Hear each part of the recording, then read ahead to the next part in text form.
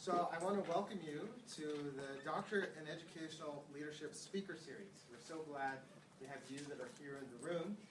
We're also glad to have folks watching live right now on Facebook, and for those of you that are watching in the future in perpetuity on YouTube. Thank you so much for being with us. Today we're very, very fortunate to have, I think, the fourth or fifth speaker in our series this year come to us from the New School in New York City. And Dr. Darrick Hamilton was at Georgia State, I believe, before, and then has transitioned now to New York City. He's an economist. The list of folks and associations and organizations that he is affiliated with from in the past is so long that I can't possibly list it. And in fact, if you want to see his list of publications, it numbers more than 70. So I could probably introduce him for the next, 20 or 30 minutes, but I won't do that.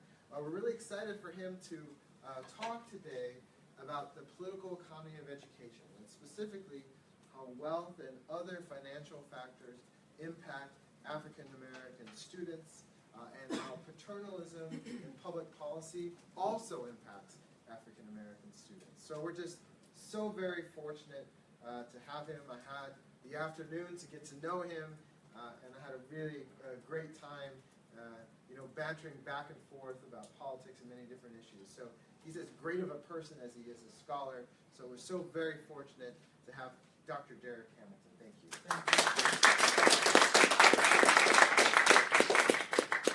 Well, I'm fortunate and grateful to be here, and I'm very appreciative of that introduction. One minor correction, or not even a correction, when I was appointed at Georgia State, I had a postdoc at Robert Wood Johnson, through the Robert Wood Johnson Foundation, and actually never served on the campus because I was on leave during the postdoc situation. Okay. All right. So let me get right into it. I'm going to try to be somewhat provocative today, deal with a bunch of things, including the political economy of inequality that leads to what I think are some of the reinforcing disparities that might exist. So let me start with the Reverend Dr. William Barber describes economic justice as a moral imperative. The sentiment is in contrast with our emergent economic priorities aimed at budget austerity, economic growth, which ironically are often at odds with each other, while things like economic equity, fairness, and human capabilities take a distant backseat from our national priorities. Economic profession, which I am a part of, and its so-called positivist approach and free market dogma are culpable for advancing this paradigm. The dogma of the economic profession is based on a faith that markets are somehow natural, transparent, efficient, and inevitable. And we see increasingly in attention to political actions that form and codify markets in the first place. Instead, the presumption that markets are simply natural leads to a false notion of fairness, that somehow if an individual is free to pursue their own profit and happiness, then that will ultimately lead to a greater good for society. Markets, whether they're product markets, labor markets, financial markets, education markets, are presumed to be self-regulating. The most astute, the most valued, and the hardest workers are believed to prosper and endure, while the least astute, least valued, and laziest are presumed to receive their just rewards and simply fade away or have to do something else if they're not successful. Those presumptions pay little attention to the role of power, initial endowment, e.g. things like the capital that one starts with, their wealth endowment, and how that power and initial capital can adjust to alter the rules and structures of transactions and markets to privilege the power and capital in the first place. It is silly to presume or assume that those with power and capital are simply price takers as opposed to having power to make prices and dictate terms. Economists should do a better job of understanding political economy, including power and initial endowments, and be more keenly focused on understanding and advocating for structures that truly lead to more equitable and fairer distributions. Without such an analysis, our profession is more than complicit in the continued trajectory towards stratification, both within and across nation state. As the Haitian filmmaker Raoul Peck, who's also the producer of the movie that's out right now about James Baldwin, I'm Not Your Negro, he points out that we live in a world where Bill Gates' net worth exceeds 30 years the worth of Haiti's GDP. This is antithetical to what the Reverend William Barber has in mind when he talks about economic justice. Nonetheless, this trend towards inequality is not without tension. This past election seems to represent at least a rebellion, albeit far from a full overthrow of the continued inequality. The fact that Secretary Hillary Clinton got about 95% of the black woman vote, a stronghold of the Democratic Party, while about 2/3 of the white men vote, a long stronghold of the Republican Party, went for President Donald Trump, that wasn't a surprise. Especially given Trump's overly nostalgic campaign slogan of Make America Great Again, i.e. a symbolic period when white male relative economic fortune was at its peak.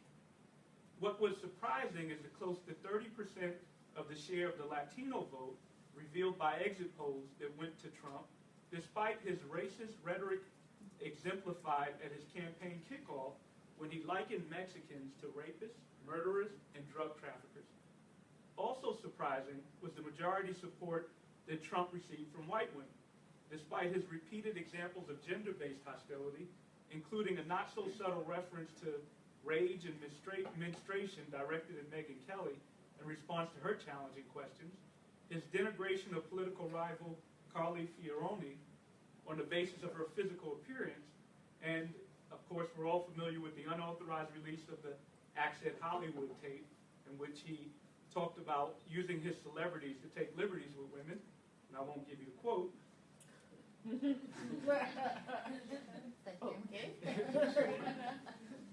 However, if the election is viewed from the perspective of stratification economics or critical race theory, then the results become less surprising. President Trump's campaign slogan of Making America Great Again and his signal that I am your last chance with overtures to the pending demographic shift in which whites will no longer be a numerical majority was all about codifying the property rights and whiteness. But how did Trump's doubling down on an appeal to a white American identity still enable him to secure 30% of the Latino vote? Stratification economics notes that there may be intermediate economic and psychological benefits associated with distancing oneself from an out-group identity towards an in-group identity, in this case, a white American identity. Identities are multifaceted, and not just black or white. As such, there are incentives for members of an out-group to identify with an in-group. However, cognitive dissonance, the psychological discomfort from holding two or more conflicting identities, offers some constraints on individuals from an out-group disassociation with one's own group, even in a social context that offers large material and psychological rewards for doing so. Nonetheless, it may be the case that the appeal towards whiteness attracted nearly 1/3 of the Latino electorate to ignore Trump's outrageous statements and condemnation largely directed at Mexicans. Political pundits have attributed Trump's stunning victory to an economic populism. That's an alternative explanation. However, exit polls are not consistent with the economic populist mandate. A majority of households earning less than $50,000 voted for Clinton, while no candidate attained a clear majority of votes for any other economic group. Granted that the less than $50,000 income category is the most racially diverse category we have, nonetheless, this election was more about racial identity than it was about class. This leads to a key question with regards to the tenuous relationship between racial divisions amongst the working class and racial coalition building. Here's the question. Are the white privilege benefits and protections that accrue to the white workers as a result of exclusionary and discriminatory practices that codify the property rights and whiteness, are they greater than the reduced labor bargaining cost that results from a smaller and more fragmented labor movement and having to compete with a reserve army of black and other subaltern unemployed workers? That's the key question. I think two things are unambiguous from racial stratification. One, black workers are made worse off. Two, the capitalist class, which is overwhelmingly white, is made better off. What is ambiguous is the economic positioning of the white working class. White privilege offers both psychological and material benefits. So the question is, would they be better off from coalition building, or are they better off from racial stratification? Frankly, I don't know that answer. I know the answer I'd like to know and would want to be true, but if I'm being truthful, I don't think we fully know that answer because of the material and psychological benefits that actually accrue from the property rights and whiteness. This fits a frame where Herbert Blummer, a sociologist, his thesis that race prejudice exists basically in a sense of group position rather than a set of feelings which members of one racial group have towards members of another racial group. Basically, group relative position transcends individual feelings. Right? We often talk about racism as an act of ignorance or lack of psychology, but racism does literally have material and psychological benefits. People care about their relative group positioning. Okay? Some more tangible examples of the property rights and whiteness include the fact that blacks who live in families where the head who graduated from college typically have less wealth than whites where the head dropped out of high school. There's also a study by Diva Pager, a sociologist, that finds that when employers are signaled that a black respondent has no criminal record, they have a lower chance of a callback than when an employer is signaled that a white applicant has a criminal record.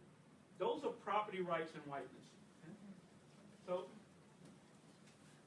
let's turn to a quote from Barack Obama. Midway through his 2013 commencement address at Morehouse College, President Barack Obama invoked the Black American legacy of triumphant leaders who, without excuses, were able to overcome tremendous structural barriers and achieve great things. Here's what he said. You now hail from a lineage of legacy of immeasurably strong men, men who bore tremendous burdens and laid the stones for the path on which we now walk. You wear the mantle of Frederick Douglass, Booker T. Washington, Ralph Bunche, Langston Hughes, George Washington Carver, Ralph Abernathy, Thurgood Marshall, and yes, Dr. Martin Luther King Jr. These men were many things to many people, and they knew full well the role of racism played in their lives. But when it came to their own accomplishments and sense of purpose, they had no time for excuses. So he goes on in this HBCU of elite black students who have graduated. I also encourage you to contrast this speech with the one he delivered at Barnard College, which is a women's college that's also elite. He says, every one of you has a grandma or an uncle or a parent who's told you that at some point in life, as an African American, you have to work twice as hard as anyone else if you want to get by. So it's not a narrative that's unique to blacks. I'm sure women have been told this when they were growing up as well, and other subaltern groups. But I ask, at what cost? Will there be unintended negative consequences associated with above normal effort for these highly educated, racially stigmatized black graduates in a context of a racially stratified America? Right? That's the question. So here's an example where we look and find that despite high achievement, we see, this is looking at infant mortality rates, and we see that for every 1,000 births, black women with a college degree have 7.5 infant mortalities, which is higher than the rate for white women who dropped out of high school. Education is not the protective factor for black women as it is for white women in the case of infant mortality.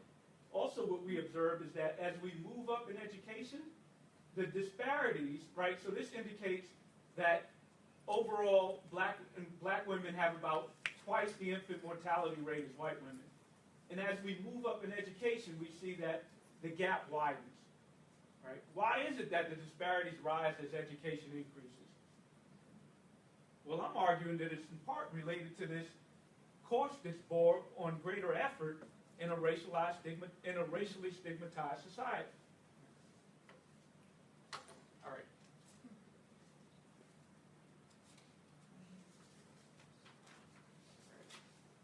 So there's the paradox, right? The paradox why high-achieving black Americans still exhibit large economic and health disparities.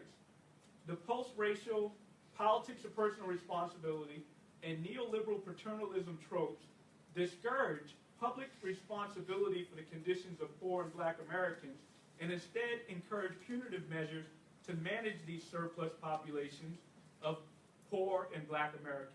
So the rhetoric is, if you work hard and play by the rules, you will be fine.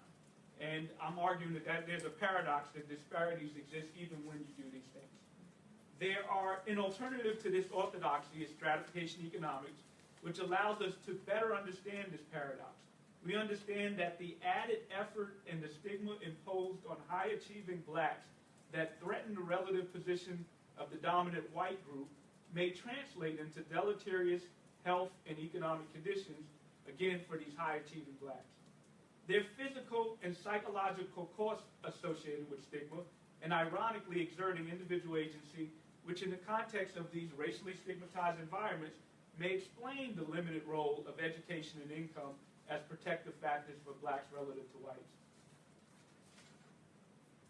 The prevalence of this neoliberal and post-racial thought, both framed in the politics of personal responsibility, they emphasize individual agency, particularly with regards to self-investment in education. That's the pathway towards upward mobility and efficient social distribution. I'm arguing that the rhetoric of that might literally be bad for black people's health. So let's turn to wealth.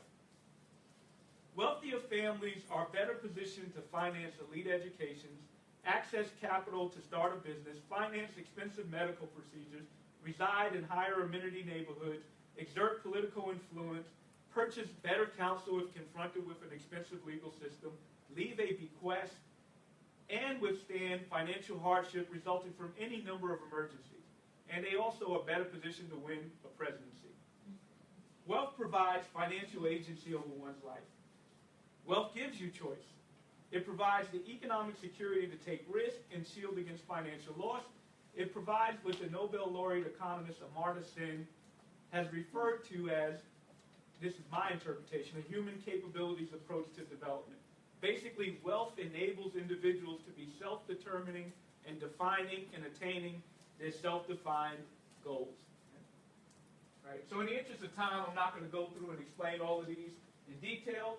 I'm just going to set it off by saying wealth is important, particularly as we become more volatile in the income receipts that American households receive, as well as the expenses that we have to pay out.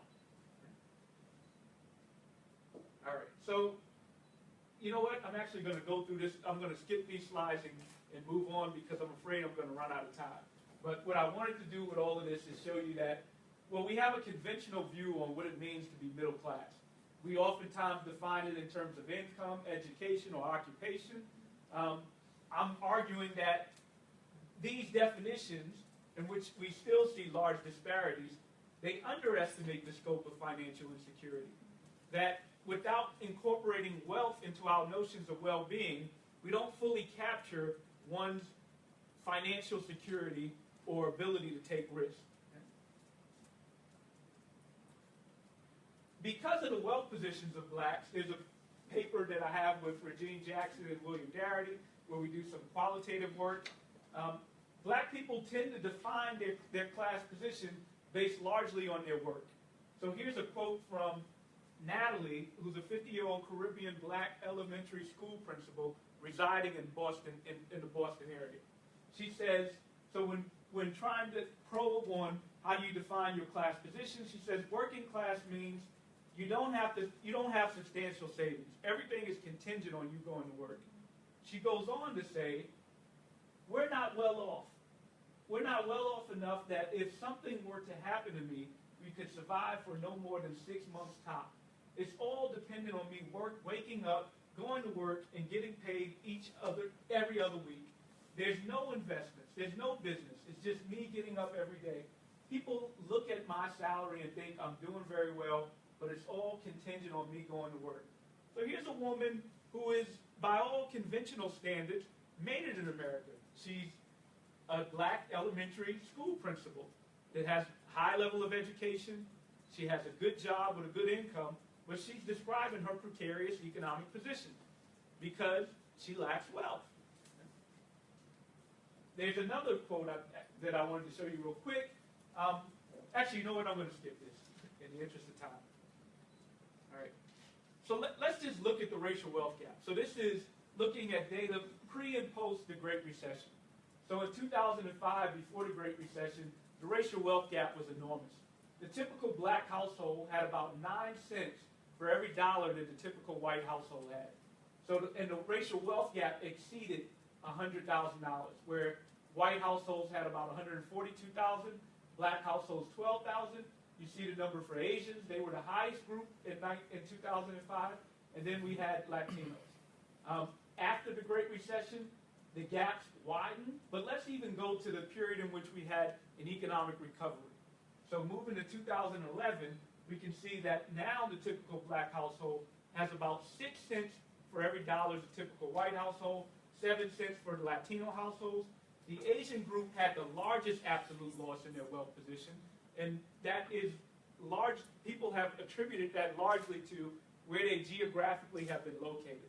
Asians resided in states that benefited the most from the housing boom and likewise suffered the most from the housing bust during the Great Recession. So the racial wealth gap was enormous and got even worse. The narrative that the recession wiped out the black household wealth, well, it's a little misleading because it's not as if black households had a great deal of wealth prior to the recession either, but it did indeed worsen dramatically. If we look at liquid wealth, so this is cash on hand to deal with financial emergencies, this is excluding largely home ownership. We can see that, and if we take out retirement savings, in the interest of moving fast, the typical black household has about $25 and $100 for the typical Latino household, relative to about $3,000 for white and Asian households. Here's a study that I'm not going to go through this slide in detail, but let me ask you, I've been talking about Asian wealth, Latino wealth. Are these categories homogenous? It would be problematic to describe someone who might have migrated from, say, Vietnam and who resides in LA, or someone with Cambodian descendancy who resides in LA as doing amongst the top in terms of American well-being. Asians are a heterogeneous group, so grouping them homogenously does not add to our understanding of how well some individual groups are doing. The same could be true for Latinos. Thinking of Americans in these broad categories can be problematic. So my colleagues and I, part of the National Asset Scorecard for Communities of Color, we have done two things. One, we disaggregated ethnic and racial groups, and we've also looked at them in local context. I led with, one of the things I showed you from the previous slide was that a big reason for the Asian relative position prior to the recession and relative worsening position after the recession had to do with where they geographically lived. We know that housing prices and products and other asset prices and products are local. What takes place in purchasing a home in New York might not be the same in Sacramento. So we look at groups disaggregated by ancestral origin in localized context. So again, I'm worried about time, so I'm not going to go into too much detail, but we can see that blacks and Mexicans are persistently at the low end of the wealth distribution across cities. This is looking at median household wealth. And we know that Asians are indeed a heterogeneous group. For example, Koreans and Vietnamese in an LA context have much lower wealth positions than some of their Chinese, Japanese, and Asian Indian comparisons. However, if we look at Koreans in a Washington, D.C. context, Well, now they rank amongst the highest in terms of wealth. Right? We also look at Native groups in Tulsa, Oklahoma. They often are excluded altogether or put into the nebulous category of other, right? And then we can disaggregate by tribal origin. And we recognize that this study is also limited because many Native Americans don't live in urban context. Most actually live in rural context. So we don't capture their well-being either. But this is a blueprint and an attempt to try to describe the way that we need to collect data in America. We need to think about local context and disaggregate from these broad categories so that we really can understand the plurality and color of wealth in America. All right, so let me move on.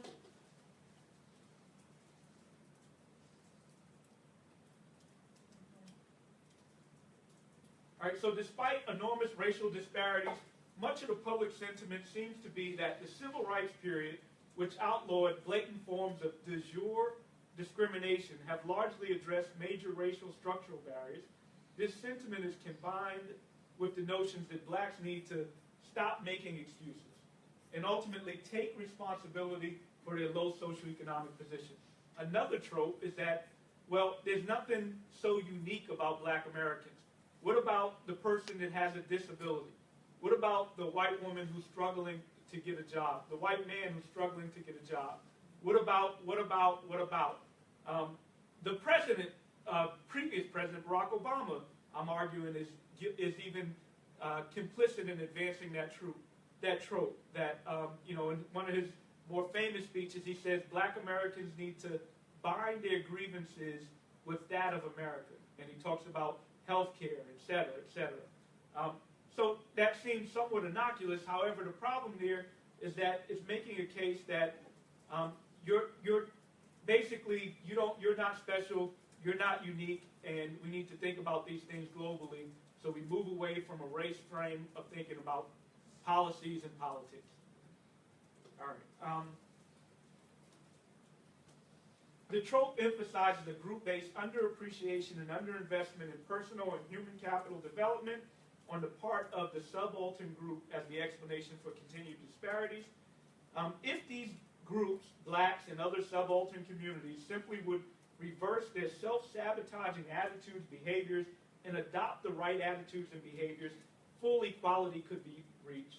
Ultimately, the focus of policy becomes the rehabilitation of the black family, not deep-seated structures that perpetuate racism and inequality for the explanations for continued inequality. Take affirmative action, for example. Although it's designated as a positive anti-discrimination policy aimed at desegregating elite institutions, including university admissions, a common perspective amongst whites and an increasing perspective amongst blacks is that it amounts to reverse discrimination, where unqualified blacks take the admission slots from qualified whites. Not only does this argument underscore a white entitlement to the preferred positions, but it also assumes that whites generally are qualified, and by default, blacks generally are not. It ignores the historical advantages and protected access that whites continue to hold via admission preferences for university legacies, children of donors, and other channels which serve as examples of hidden affirmative action for privileged groups. In terms of racial wealth disparity, much of the framing includes the use of alternative financial service products focused on poor financial choices and decision-making on the part of largely black and Latino and poor borrowers. This framing is often tied or derived from a culture of poverty thesis in which blacks are presumed to have an undervalue for and low acquisition of education. That framing is all wrong. The directional emphasis is wrong. Meager economic circumstance, not poor decision-making or deficient knowledge, constrains choice itself. It leaves poor borrowers with little to no financial options but to attain and use predatory and abusive financial services. Financial behavior and financial literacy are practically useless for households with little to no finances to manage in the first place. Yet the political discourse of Democrats, Republicans, blacks, whites, all alike, still emphasize education, motivation, and personal responsibility on the part of blacks as the explanation for the racial divide. Again, this follows from that neoliberal perspective where the free market, as long as individual agents are properly incentivized, is supposed to be the solutions to all our problems, economic or otherwise.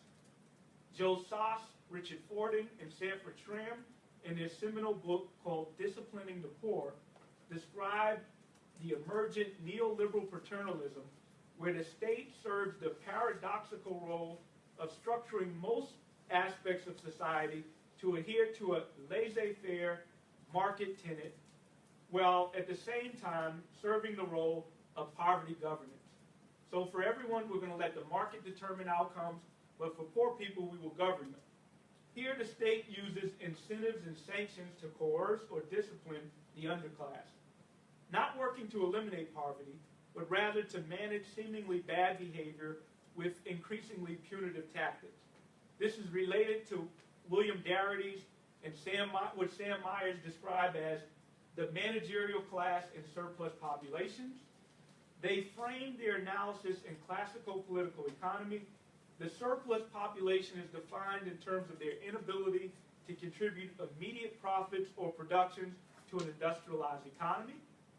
However, the surplus population is deemed useful in the capitalist system since at least a portion of them can be drawn upon in periods of accelerated economic expansion, and their presence keep labor costs relatively low and worker discipline relatively high. Similar to the concept of poverty governance, there is an inactive portion of the working class from which a need emerges to manage. This group is often characterized as persistently unemployed or unemployable, or source of urban crime and melees, and whose subsistence are considered a drain on fiscal budgets. Stigmatization based on race provides the political fodder to implement harsh and punitive control of the underclass. Because of their marginalized social status and overrepresentation in poverty, blacks become the symbolism by which the surplus population is defined. The neoliberal paternalistic frame provides the rationale for austerity policy. If behavioral modification, particularly with regards to personal and human capital investment, is the central issue, why fund government agencies and programs which at best misallocate resources to irresponsible individuals, and at worst create dependencies that further fuel these irresponsible behaviors?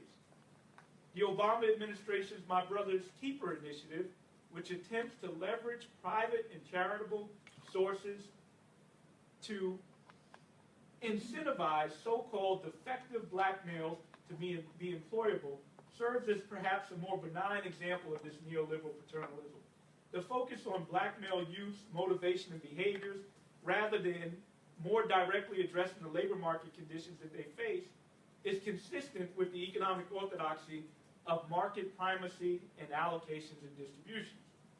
However, a report by Janelle Jones and John Schmidt entitled "A College Degree is No Guarantee" indicates that the unemployment rate for black college recent graduates exceeds 12%, and it's as high as 10% even when we look at recent black graduates who have a STEM major.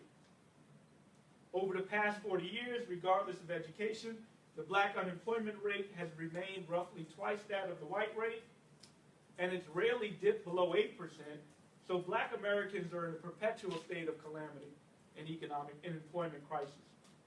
In spite of these enormous disparities, the presumption remains that if blacks were more responsible, made better choices, and were more focused on education, they could get a good job and a pathway towards economic success. We have a recent brief entitled "Umbrellas Don't Make It Rain: Why Studying Hard and Working Hard is Not Enough for Black Americans."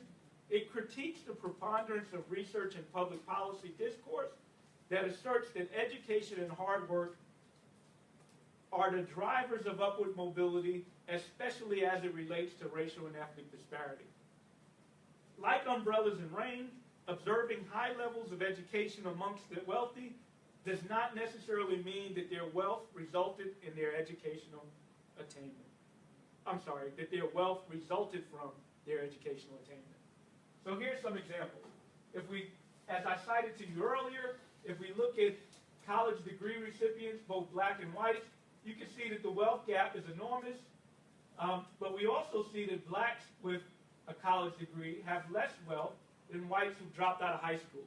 Similarly, if we look at employment, black households where the head is unemployed virtually have no resources to deal with their financial predicament.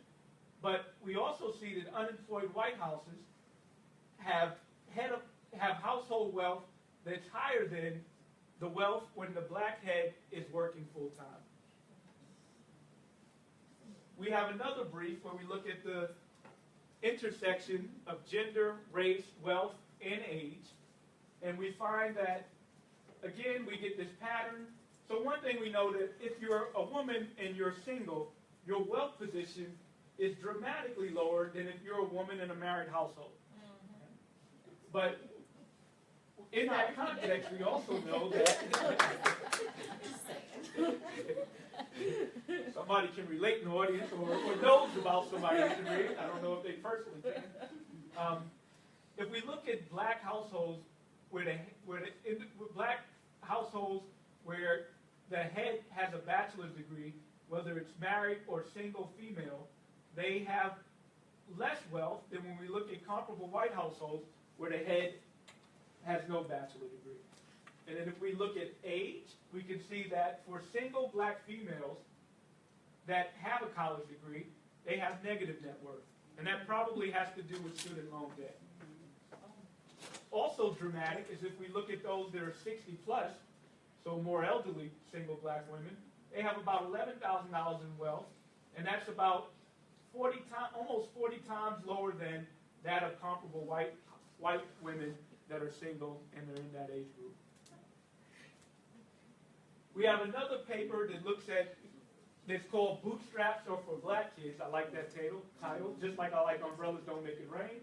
And in this paper, we examine the notion of, do black families undervalue education? So this paper allows us to examine whether a parent of an adult child offers resources for their child when they go to college or not. So we can see that here I'm finding that the median wealth for black families that provided education help in terms of financial resources for their child going to college is going to be less than that of white families where the family didn't provide any resources, dramatically different. So for white families that didn't provide any resources, the median wealth is about $73,000, whereas for black families that provided help, the median wealth is about $24,000. So from that, we extrapolate that black families with less are giving towards their kids' education. But here's what's even more dramatic. If we look at children who did not receive help with regards to their education in higher ed, we see that there's a dramatic difference between college degree attainment and graduate education degree attainment between blacks and whites, almost 2 to 1.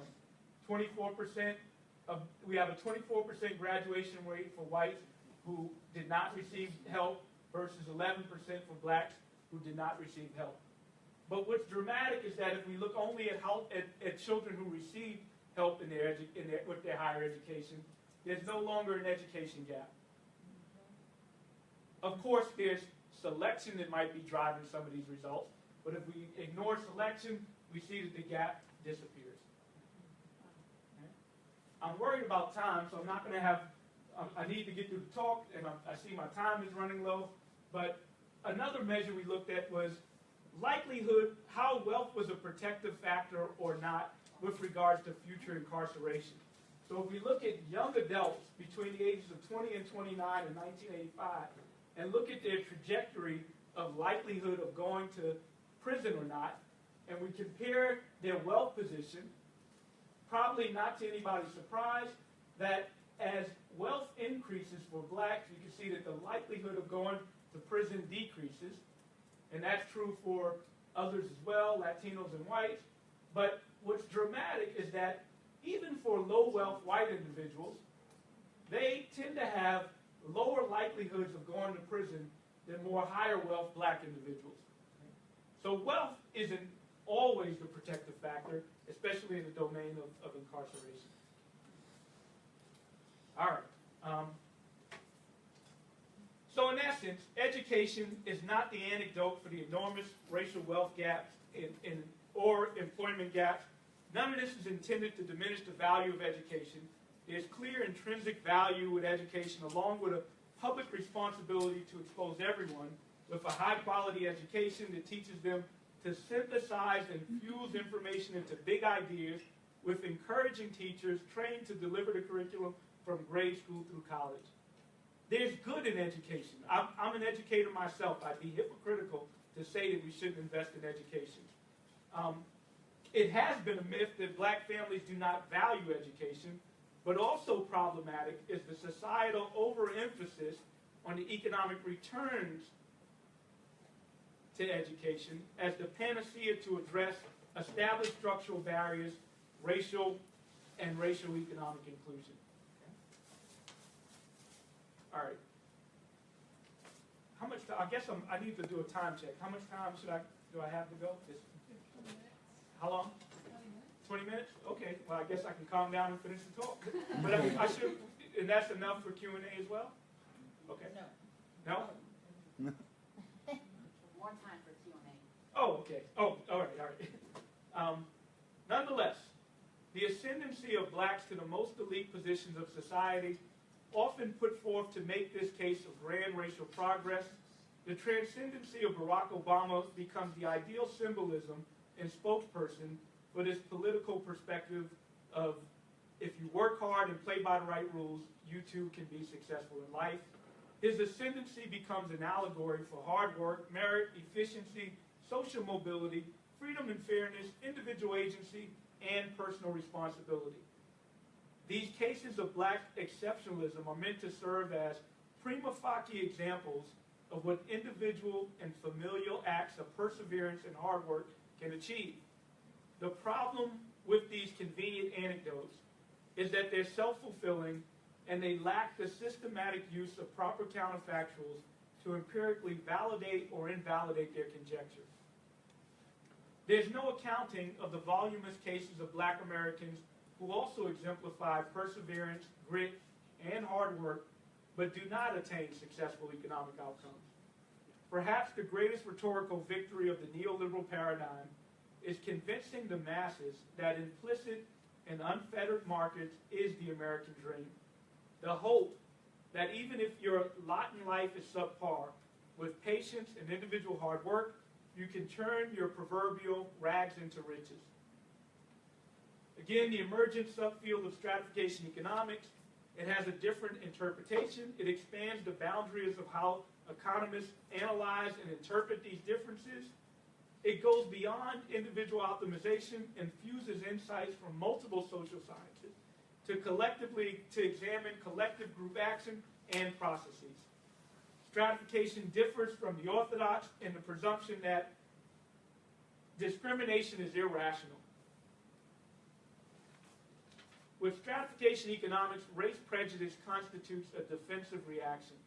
It is a protective mechanism. It serves the function of preserving social hierarchy and enhancing relative group positioning of the dominant group. The late black economist Nobel laureate Sir Arthur Lewis, in his book Racial Conflict and Economic Development, describes how dominant groups maintain their social hierarchy positioning by rendering subaltern groups non-competing. The theory explains that in the pre-market stage, when individuals acquire skills, credentials, education to compete in the market, the dominant group tends to use their power to limit subaltern group members' access to the skills and credentials so as to render them non-competing at the market stage. Lewis goes on to describe two strategies used by the dominant group when members from the subaltern group are able to overcome pre-market barriers and become competitive, e.g. acquire education.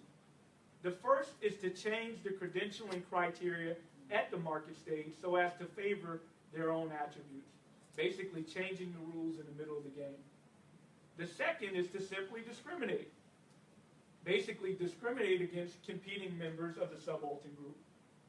Ultimately, the myopic overemphasis on individual optimization and underemphasis on group formation and collective action leads orthodox economics to accentuate differences in individual attributes like human capital and education, motivation and attitudes as the explanation for intergroup disparity. Stratification economics goes beyond those individual factors and investigates structural and contextual factors that preserve the relative status of the dominant group. Things like intergenerational resource transfers and exclusionary practices, those are things that we also look to explain intergroup disparity. Let's compare and contrast the neoliberal paternalistic policy approach to address poverty to a stratification economics approach. So neoliberal policies and control mechanisms to manage surplus population include examples like the 19th century British Poor Laws, income maintenance programs, social isolation, basically segregation, military participation, mass incarceration, policies aimed at controlling reproduction, fertility, and family formation. And the surplus population are particularly vulnerable to social experimentation, including the infamous Tuskegee syphilis experiment. But we can look at more modern examples like moving to opportunity experiments. In contrast, stratification economics approach to policies would include things like reparations for slavery, Jim Crow, and exclusion from New Deal and post-World War II policies. A program that my colleague William Darrick and I have talked about, baby bonds. The program is analogous to Social Security program for young adults to provide capital finance to begin a lifetime of building assets and economic security independent of the financial position and the decision-making of the families in which they're born. Basically, baby bonds would endow every baby with a trust that could be used when they become an adult as seed capital to purchase a home, to get a debt-free education, or to start a business so that they can purchase an asset that will appreciate over their lifetime. For me, that's a big source of inequality. Some young adults have access to seed capital, and some don't. So baby bonds are aimed at trying to level that playing field. Third would be a federal job guarantee. It offers the economic security of a living wage to all citizens, investment in public, physical, and human infrastructure, provides an implicit floor on wages, and offers work amenities, provides jobs for socially stigmatized workers, including those that were formerly incarcerated, and it increases the bargaining power for all workers. Basically, it gives workers what I have as a university professor with tenure. It removes the threat of unemployment. Number 4, federalized credit scores. A metric so determinant on individual life chances should not be left to the private sector. It should be transparent, and it should have the accountability that goes with being an elected official. Number 5, postal banking. It provides banking services, short and long-term loans, particularly for underprivileged individuals who financially have to rely on predatory check-cashing institutions, payday lenders, and other predatory finance sources. It basically puts a floor on financial products so that all Americans can have access to finance. Number 6, the Equal Employment Opportunity Commission should conduct employment audits to detect racial discrimination and prosecute discriminating firms. Basically, send out actors, agents, or tests to see if firms are discriminating or not, and if they are, so be proactive in detecting discrimination and prosecute when they find it. Number 7, federal subsidy to HBCUs to the tune, historically black colleges and universities, to the tune of the present value of the support reached for other colleges and universities from post-World War II GI Bill, which basically funded a lot of the expansion of major universities that we see today, right? Ira Katz-Nelson, in his book, When Affirmative Action Was White, likens the amount of finance that went to universities to the equivalent amount that went to the Marshall Plan, which rebuilt Europe. Okay? Largely excluded were black universities because, one, the money was distributed in the South in a non-race neutral way.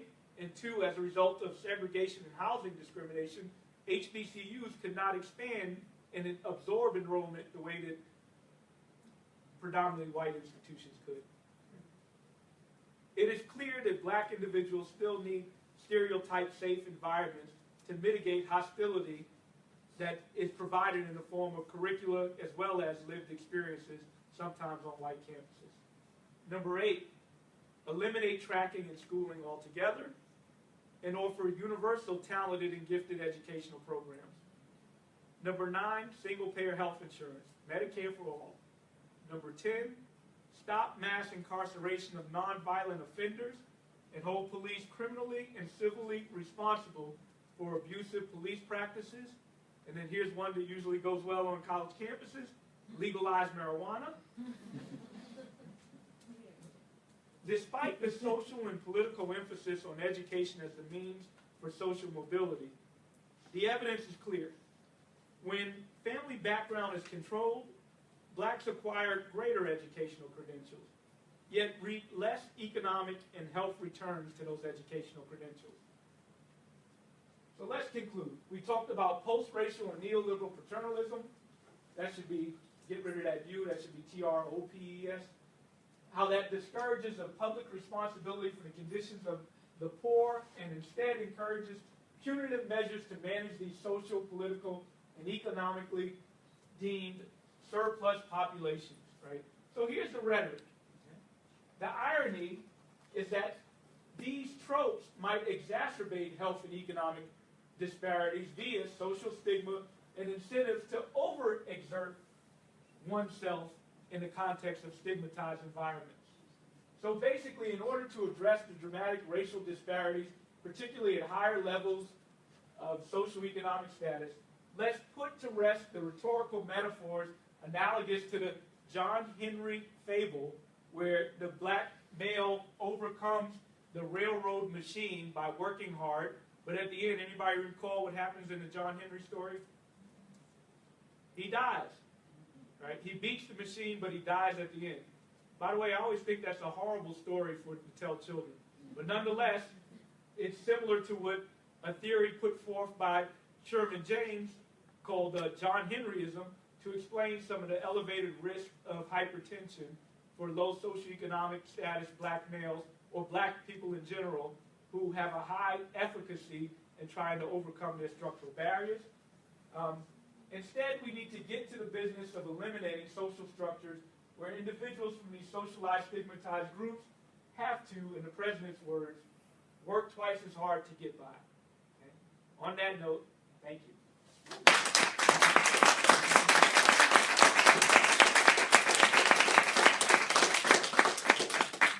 Questions, comments, concerns? So I recently heard that Trump gave a sizable amount of money to HBCUs, $25 billion, somewhere around there. You have any thoughts on his intentions with that? Well, one, I'm not sure if that's true. Right, I think that's in dispute, but I'm not. But maybe I'm wrong. I think right. In fact, some of the presidents who did that photo op are now coming out complaining, arguing that, basically saying they were used in that level of money. But I could be wrong. I mean, so here's my political understanding of what might be going on. I would argue Barack Obama did not do enough for HBCUs. And there's some evidence to support that. And I see the Trump administration using this as an opportunity to do an I gotcha. Look, I'm going to do more than you with regards to HBCUs. So two things. One, we're not even sure if he's even going to do that. And two, there's a question of whether he's being disingenuous and more trying to make political fodder rather than trying to actually do good. And then three, also problematic is that Obama set the bar so low. Yes? So if I agree with you about your prescriptions at the end, which, I mean, I do, I love them, right? But my question is, how do we get there from where we are now? Yeah. Social movement. I think we need, right, what are some good news that came about? I talked about the election again, and I'm basing it on my subjective view of what went on. This is not a positivist analysis of the election results, but basically my subjective view of what took place. As I argued in the beginning, this was not a revolution, but it was a rebellion. I think Americans are disgruntled. We are not satisfied with the status quo that has persisted with growing inequality despite greater efforts in trying to succeed.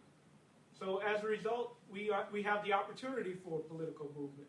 I would argue that at the point of near economic collapse, Barack Obama was symbolically something that could calm down the masses.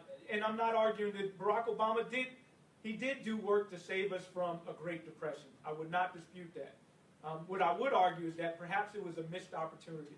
Perhaps that was a political moment in which we could have put forth some of these bold policies. I would argue that that moment might not be lost. I would argue that right now we have movements building in part in reaction to some of the rhetoric that's taking place with the current administration. But we have not seen a reversal of a full-out reversal of these economic trends. So the moment for this movement is still prime. What we're up against and fighting against is this rhetoric.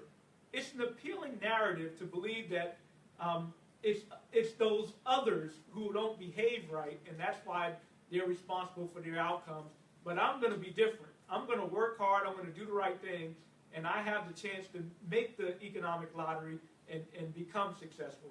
That's an appealing narrative, but I think that the reality of structural barriers in America, once they hit home, I think it primes us for a time for a social movement, in which case we can get forth some of these bold initiatives to have a more economically inclusive America. Forgive me if I missed it. I heard you speak of the health disparities, and I heard you cite the fact that higher education did not mitigate the higher infant mortality rate for Black women. So, are there other metrics that you could use for males as well as females, such as diabetes, cancer? Higher education may not necessarily mitigate those health conditions. right, and let me even be clear. Clearly, more education reduces infant mortality within group. At issue is the widening disparity across group as education increases. Understood. And this phenomena, I would argue, is not limited to infant mortality. I need to update data. I have data looking at 2007, I think. I think there's evidence from 2007 from the major ailments associated with mortality that you'll find a similar pattern even when you disaggregate by males and females. Okay. And that's the paradox, right? So that's what this is all about. Yes. If it is true that if we do all these things that we could be successful, why do we find growing disparity as you acquire these things? So you may note that you believe the time for the revolution hasn't passed, that it could still. But how would globalization and automation impact that? Because I feel like that has a bigger impact than your very nuanced theory about race. Right? These are all excellent questions. So oftentimes when we talk about federal job guarantee, we get the critique, well, what jobs are there going to be? One thing is if the robots replace us in the future, great.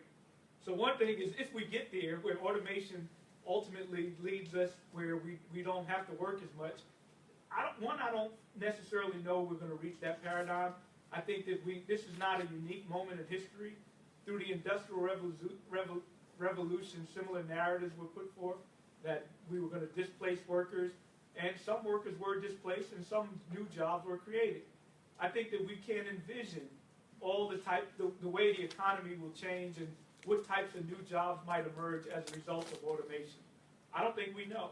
I think the doomsday scenario of robots replacing us, one, it might not be so doomsday, and two, I think it's so far away that there's stuff right here and now that we can deal with. You think it's so far away? I do. I don't see us getting We to. have driverless cars. We're not going to need truck drivers. We're not going to need cab drivers.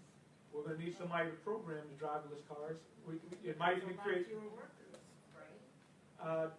Again, I think some of these narratives existed during the time of Industrial Revolution, and then when we're talking about federal job, I challenge you: walk outside when you go home tonight. Take a look at your surroundings and think about how could we make our surroundings better, and what types of jobs we can come up with.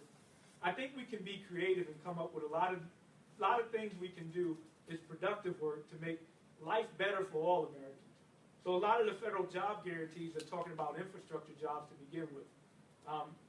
We have a crumbling infrastructure, and we're not at the point where robots are going to replace all those workers to rebuild that infrastructure. There's also care working infrastructure, elder care, child care, health care, right? Education care. We can come up with all types of care work that can be done that could also be part of a federal job guarantee. In fact, the federal job guarantee could deal with some of the crises that might take place as a result of potential worker displacement from urbanization. I don't think we're at the place where we have completely displaced work, and I don't foresee it in the near future. And if we do get there eventually in the future, I say bring it on good. Yes. I know our director left, so I just want to take this opportunity to thank you for Thank giving you. us a grown-up conversation, something that we're sorely lacking in the field of education policy discourse, and just critical education policy discourse in general. I know you've paid a high price in your particular field for saying I'm a stratification economist. I prefer to call you a public economist. I think you very much represent that word in all of its critical underpinnings. But thank you for your presentation, and I wish that there were more of our students in the audience tonight. So this is the first video that I will be showing in my diversity and equity class this May, is your video of your presentation tonight. Thank you. I appreciate it.